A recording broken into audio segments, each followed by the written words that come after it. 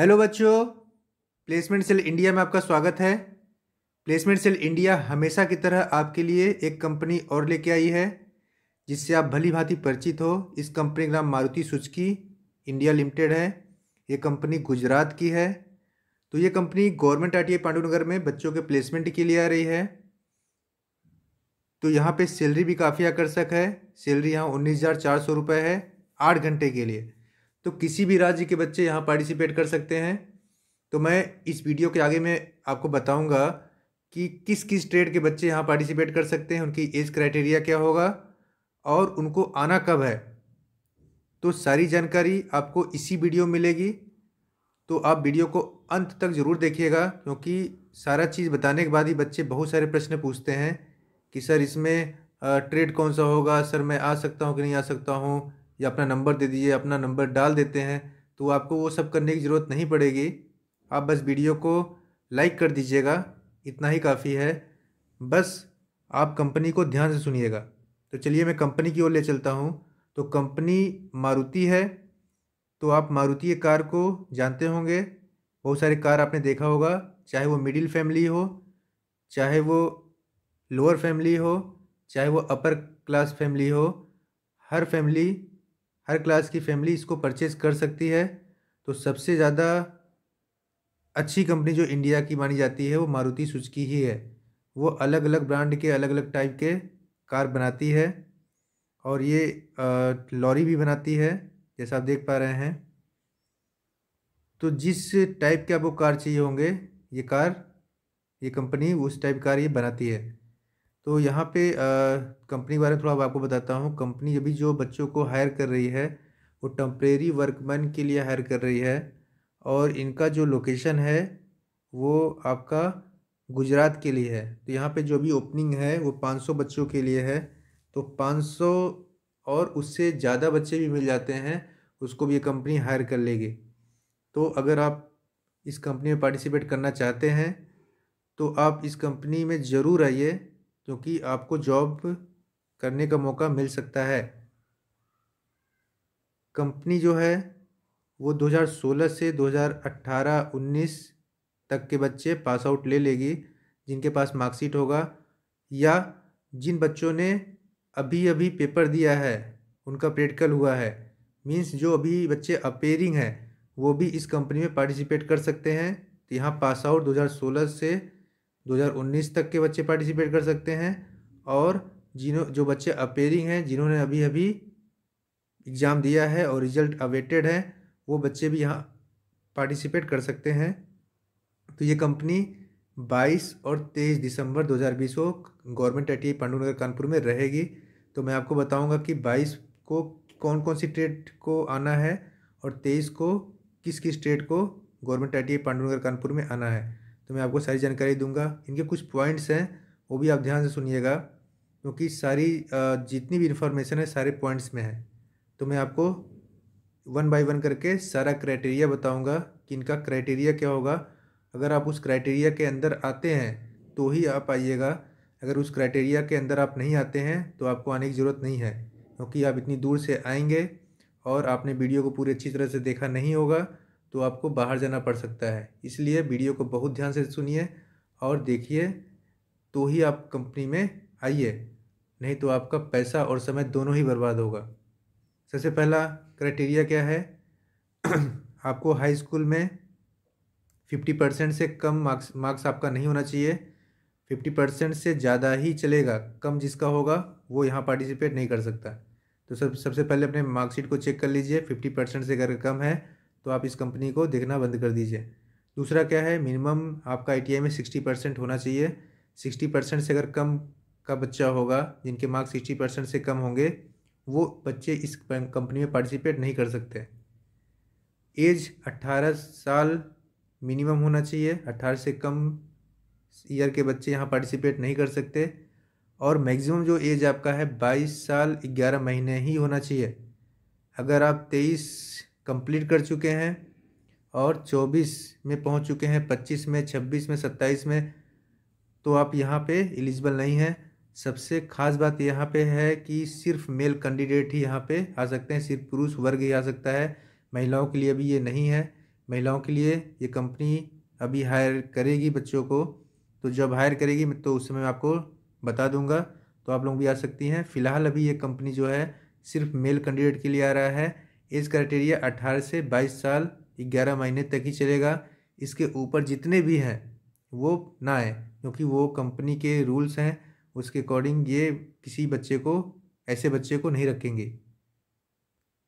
चलिए आगे बढ़ते हैं। ट्रेड की बात करें तो ट्रेड यहाँ पे जो है वो आपका फिटर है, डीजल मैकेनिक है, मोटर मैकेनिक है, टर्नर है, मशीनिस्ट है, वेल्डर है, इलेक्ट्रीशियन है, टूल एंड डाई मेकर है, plastic processing operator, COE, automobile, tractor mechanic, painter general. तो सिर्फ इसी ट्रेड के बच्चे यहाँ पे आ सकते हैं। अन्य कोई भी ट्रेड यहाँ पे एलिजिबल नहीं है, क्योंकि कंपनी ने सिर्फ इन्हीं ट्रेड की रिक्वायरमेंट मुझसे मांगी है। अगर आप मैसेज करते हैं कि सर वायरमैन चलेगा क्या, सर कटिंग स्विंग चलेगा क्या, सर कोपा चलेगा क्या, तो आप ध्यान से देख लीजिए, जो ट्रेड यहाँ पे मेंशन है सिर्फ उसी ट्रेड के बच्चे यहाँ पार्टिसिपेट कर सकते हैं, अन्य कोई नहीं। अब ईयर ऑफ पासिंग की बात करूँ, 5वां पॉइंट आपका ईयर ऑफ पासिंग है, तो 2016, 17, 18, 19 के पास आउट बच्चे जिनके पास मार्कशीट आ चुकी है वो भी आ सकते हैं, या 2020 के वे बच्चे जो अभी रिजल्ट का वेट कर रहे हैं, जिनका अभी अभी जस्ट एग्ज़ाम हुआ है इंजीनियरिंग ड्राइंग का या प्रैक्टिकल वगैरह हुआ है, और जो रिजल्ट का वेटिंग कर रहे हैं, मतलब अपेयरिंग के बच्चे हैं, वो बच्चे चाहे एससीबीटी के हों या एनसीबीटी के हों, वो बच्चे भी यहाँ पे पार्टिसिपेट कर सकते हैं। तो ध्यान से अपने साल को देख लीजिए, अगर आप 12, 13, 14 इन सब के हैं तो आप मत आइएगा। 16 से स्टार्ट होगा, 17, 18, 19 के पास आउट बच्चे ही यहाँ पार्टिसिपेट कर सकते हैं, और साथ ही एज को भी देख लीजिएगा, 18 से 22 साल 11 महीने तक के बच्चे ही। इसके ऊपर अगर आप मुझसे पूछते हो तो मैं तुरंत मना कर दूंगा, वैसे पूछने की ज़रूरत नहीं है, अभी मना कर दे रहा हूँ कि इसके ऊपर कोई नहीं आएगा। ग्रॉस सैलरी काफ़ी आकर्षक है, क्योंकि मारुति ने थोड़ी सैलरी बढ़ाई है, तो आपकी जो सैलरी मिलेगी वो आपका 19,400 पर मंथ रहेगा। सीटीसी है तो इसमें आपका पीएफ वगैरह भी कट सकता है, तो भी काफ़ी अच्छी सैलरी आपको मिल जाएगी, 19,400 रुपये पर मंथ। जॉब लोकेशन आपको मैंने पहले बताया गुजरात में रहेगा, आपको गुजरात प्लांट में जॉब करना पड़ेगा और कंपनी में ही जॉब करने का मौका मिलेगा। कैंडिडेट्स जो हैं वो चाहे गवर्नमेंट आईटीआई के हों चाहे प्राइवेट आईटीआई के हों, वो अप्लाई कर सकते हैं। मीन्स यहाँ पे ऐसा कोई भी क्राइटेरिया नहीं है कि सिर्फ गवर्नमेंट के ही बच्चे चाहिए। अगर वो बच्चा प्राइवेट आईटीआई से उसने आईटीआई अपना कंप्लीट किया है या अभी उसने एग्ज़ाम दिया है, अपेयरिंग का बच्चा हो, वो भी आप यहाँ पे आ सकता है। तो यहाँ गवर्नमेंट और प्राइवेट दोनों ही बच्चे अलाउड हैं। बेनिफिट्स काफ़ी होती हैं कंपनी में, कुछ यहाँ पे शो है, कुछ हिडन होती है।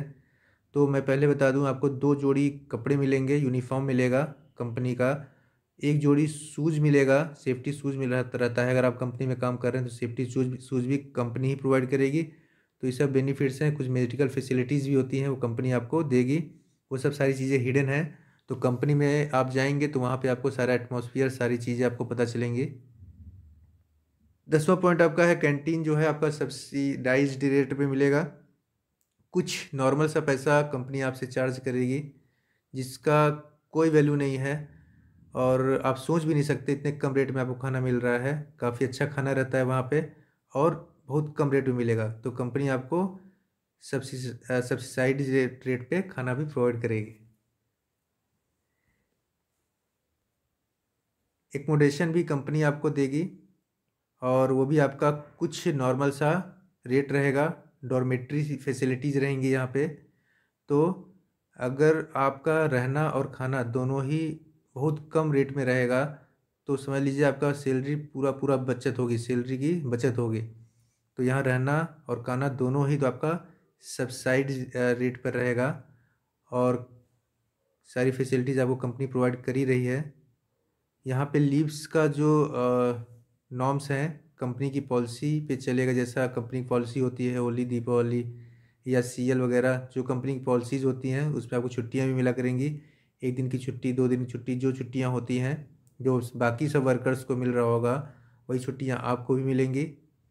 अप्रेंटिस कैंडिडेट, अगर जिसने मारुति से अप्रेंटिसशिप किया हुआ है तो वो बच्चे यहाँ पे नहीं आ सकते।